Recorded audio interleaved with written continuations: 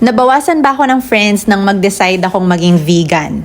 Medyo matanda na kasi ako nang mag-decide ako maging vegan. So, at this age, established na lahat ng friendships ko. Ando na kami sa stage of our lives na hindi na kami pwedeng mag-friendship over kasi masyado na kaming maraming nalalaman tungkol sa isa't isa. Subukan nila akong iligwak sa barkada, isang screenshot lang katapat nila. Char! Pero rin kasi sa mga ka-age ko, meron ng may maintenance, may health issues, may mga gustong magpapayat. Kaya determined na rin silang kumain ng prutas, gulay, healthy living. Sa pagkakaalam ko, wala namang nabawas sa friends ko. Surprisingly, mas dumami yung mga na-meet ko na tao. People who have different religion than me, Buddhist, Hindu, mga Adventist, people in the medical field, mga animal lovers, mga chefs, environmentalists. Na feeling ko hindi ko sila mamimit had I not decided to go vegan.